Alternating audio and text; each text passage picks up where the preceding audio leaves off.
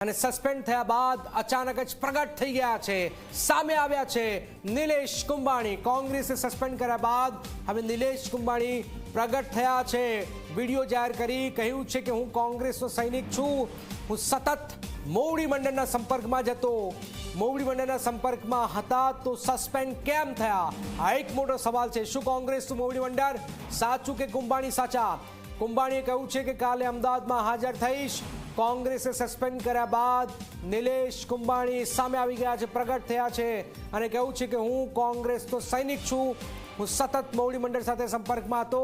આ પ્રકારની વાત નિલેશ કુંભાણી કરી છે। બીજી તરફ સુરતના જે કેટલાક નેતાઓ જે છે એને પણ સવાલ ઉભા કર્યા છે। હું બાબુ માંગુકિયાના સતત સંપર્કમાં હતો, જે વકીલ જે છે એમના સંપર્કમાં પણ છું, સતત સંપર્કમાં હતો, એ વાત કરી છે। શું કોંગ્રેસનું મોવડી મંડળ સાચું કે કુંભાણી સાચા? સવાલ છે। કુંભાણી કહ્યું છે કે હું કાલે અમદાવાદમાં હાજર થઈ જઈશ। નમસ્કાર, હું નિલેશ કુંભાણી મોવડી મંડળના કોન્ટેક્ટમાં જ હતો। બાબુભાઈ માંગુકિયા સાથે મારી વાત થઈ હતી। આવતીકાલે સવારે હું અમદાવાદ આવવા નીકળીશ। મારા પરિવાર, સગા સંબંધી, મિત્રોને મેં કીધું હતું કે કોંગ્રેસ પાર્ટી આપણી સાથે છે, આપણે કાંઈ ડરવાની જરૂર નથી। બધાનો સાથ સહકાર લઈ અને પિટિશન દાખલ કરવા માટે હું અમદાવાદ રવાના થયો। ત્યારે કોના ઈશારે અહીં કોંગ્રેસના કાર્યકર્તાઓ ઘેરે આવી અને મારો વિરોધ પ્રદર્શન કરી મને પરત ફરવા મજબૂર કર્યો। સ્વયંભૂ લોકો જોડાણા હતા। કોંગ્રેસના મેન આગેવાનો, અહીંના નેતાઓ પોતે મારા રથમાં પણ બેસવા માટે તૈયાર નહોતા, મારી સાથે જોડાતા નહોતા। અને જ્યારે કોંગ્રેસ પાર્ટીએ કીધું હોય કે 20 તારીખ પહેલાં તમે બૂથ ઉપર કોણ બેસવાના છે, એમના નામ, નંબર, વિગત મોકલો, ત્યારે અમે અહીંના જે ચૂંટણી લડેલા હતા, જે હોદ્દેદારો હતા, એમને અમે કહેતા હતા કે આપણે બૂથની વિગતો દેવાની છે। ત્યારે એક પણ આગેવાનોએ બૂથ આપ્યા નહોતા। કાર્યકર્તાઓ જે કામ કરતા હોય, કાર્યકર્તાઓ જે બૂથ આપતા હોય, એમને પણ ના પાડતા હતા કે આપણે બૂથ આપતા નહીં। અને પબ્લિક પણ જાણે છે કે આમાં જે અત્યારે વિરોધ કરે છે એ પહેલાં ભાજપ સાથે બેસી ગયા હતા અને એક પણ અમારી સભાઓમાં કે અમારી સાથે ડોર ટુ ડોર એમાં એક પણ અહીંના આગેવાનો આવ્યા નહોતા। અત્યારે ખાલી વિરોધ કરવા બેસી ગયા છે। અગાઉ પણ એ ફૂટી ગયા હતા અને મને એકલો મેકી દીધો હતો, પ્રસાર પણ હું એકલો કરતો હતો। 2017માં મારી ટિકિટ આવી, કપાઈ ગઈ।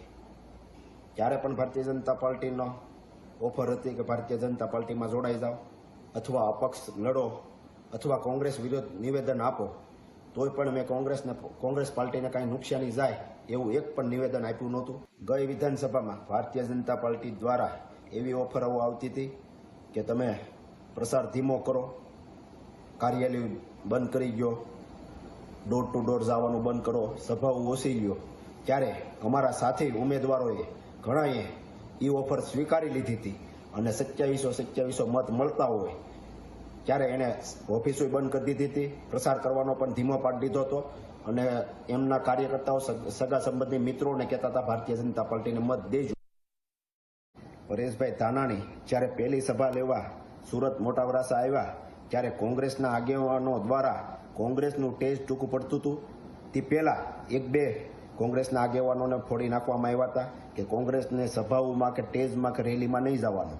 ત્યારબાદની બીજી સભાઓમાં તમે જુઓ તો કોંગ્રેસના એક પણ આગેવાન કે એક પણ અહીંના ગણા ગાંઠા નેતાઓ મારા ટેજ ઉપર કે મારા ડોર ટુ ડોર કે મારા સભામાં નહોતા આવતા, સિવાય કે 1-2 આગેવાનો। અત્યારે જે વિરોધ કરે છે એમને તમે પૂછજો કે આમ આદમી પાર્ટીના નેતાઓ, આમ આદમી પાર્ટીના કોર્પોરેટરો, આમ આદમી પાર્ટીના કાર્યકર્તાઓ જે સાથે રહી મહેનત કરતા હતા, કોંગ્રેસના આગેવાનો, નેતાઓ કોના દબાવ આવવાથી કોને ફોડ્યા હતા અને મારી સભાઓમાં કે ટેજમાં કે મિની બજારમાં અમે ગયા હોય, ડોર ટુ ડોર એમાં નહોતા આવતા, મિની બજારની સભામાં નહોતા આવતા, મોટા વરાસા ડોર ટુ ડોર ગયા એમાં નહોતા આવતા, કતારગામ અમે કતારગામ બજારમાં ગયા એમાં પણ નહોતા આવતા, માનગઢ શોખ ડોર ટુ ડોર ગયા એમાં પણ નહોતા આવતા. અત્યારે જે વિરોધ કરે છે આમ આદમી પાર્ટીના નેતાઓને અમે સ્ટેજ ઉપર બોલાવી અને પ્રસાર કરતા હતા, સભાઓ લેતા હતા. ત્યારે કોંગ્રેસના આગેવાનો વિરોધ કરતા કે આમ આદમી પાર્ટીને તમે કેમ સાથે રાખો છો. ત્યારે હું કહેતો આપણે ઇન્ડિયા ગઠબંધન છે એટલા માટે આપણે આમ આદમી પાર્ટીના નેતાઓને સાથે રાખવા પડે, આમ આદમી પાર્ટીના કોર્પોરેટરોને સાથે રાખવા પડે. એમને મત મળ્યા છે, એ આપણો પ્રસાર કરે છે તો આપણે એમને સાથે રાખવા પડે. તો ક્યારેક કોંગ્રેસના અહીંના ગણી ગાંઠે નેતાઓ એમનો વિરોધ કરતા હતા કે એમને સાથે રાખવામાં એ તમને હું જીતાડી દેવાના છે. મેં પ્રતાપભાઈ દુધાતને અનેક વાર કીધું તમે સભાઓમાં મારી સાથે આવો, તો એમણે કીધું હું ફોર્મ ભરતી વખતે તારી સાથે આવે તું અમરેલીની તારીખ પછીની તારીખ લેજે. ત્યારબાદ પ્રતાપભાઈ દુધાતને પૂછી અને પછીની મેં તારીખ લીધી. ત્યારે મારો ફોન નહોતા ઉસકાવતા. મેં મોવડી મંડળને જાણ કરી, પ્રતાપભાઈ દુધાતને કહ્યો કે મારો ફોર્મ ભરવા જાય એમાં હાજરી પુરાવે. ત્યારે પ્રતાપભાઈ દુધાત પણ આવ્યા નહોતા અને જે મારી નાખવાની ધમકી આપે છે એ જો હાજર હોત તો આ પરિસ્થિતિનું નિર્માણ ના બન્યું હોત. હું ચૂંટણી જીત્યો કે હાર્યો, વરાસા રોડમાં કોંગ્રેસની કાર્યાલય સતત ખુલ્લી રાખી. કોંગ્રેસને જીવતી રાખવામાં વરાસા વિસ્તારમાં મારી કાર્યાલય સતત ખુલ્લી હતી અને ખુલ્લી રાખી હતી. હું એક પણ નિવેદન એવું નહીં આપું જેથી કરી મારી કોંગ્રેસ પાર્ટીને કાંઈ નુકસાન થાય. આ બધું થયું હોવા છતાં હું કોંગ્રેસનો સૈનિક છું અને રહેવાનો છું. મને મોવડી મંડળ ઉપર વિશ્વાસ છે. નિલેશ કુંભાણી સામે આવી ગયા છે, હેમાંગ રાવલ જોડાઈ ગયા છે. હેમાંગભાઈ, આપ નિલેશભાઈને સસ્પેન્ડ કરી દીધા છે. એ તો કહી રહ્યા છે કે હું તો કાર્યકર છું કોંગ્રેસનો.